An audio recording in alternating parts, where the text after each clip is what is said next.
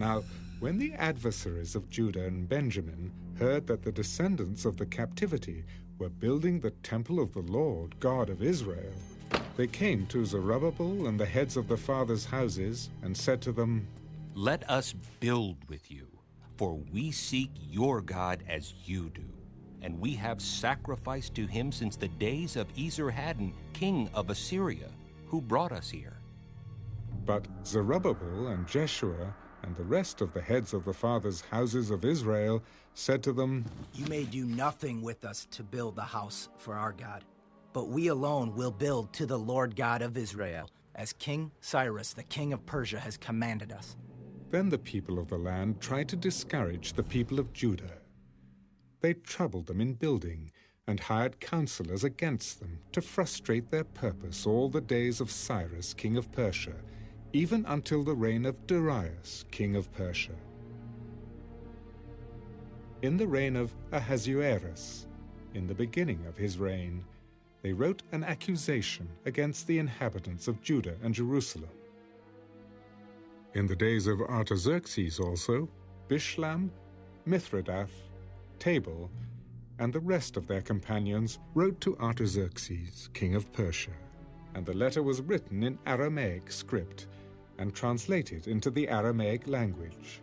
Rehum, the commander, and Shimshai, the scribe, wrote a letter against Jerusalem, King Artaxerxes, in this fashion.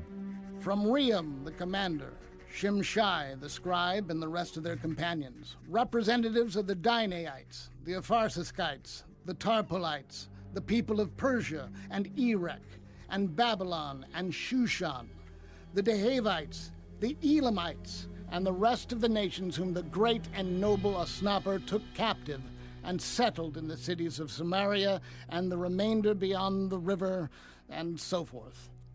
To King Artaxerxes from your servants, the men of the region beyond the river, and so forth. Let it be known to the king that the Jews who came up from you have come to us at Jerusalem and are building the rebellious and evil city, and are finishing its walls and repairing the foundations. Let it now be known to the king that, if this city is built and the walls completed, they will not pay tax, tribute, or custom, and the king's treasury will be diminished. Now, because we received support from the palace, it was not proper for us to see the king's dishonor. Therefore, we have sent and informed the king that search may be made in the book of the records of your fathers. And you will find in the book of the records and know that this city is a rebellious city, harmful to kings and provinces, and that they have incited sedition within the city in former times, for which cause this city was destroyed. We inform the king that if this city is rebuilt and its walls are completed, the result will be that you will have no dominion beyond the river. The king sent an answer. To Rehum the commander, to Shimshai the scribe, to the rest of their companions who dwell in Samaria, and to the remainder beyond the river, peace, and so forth.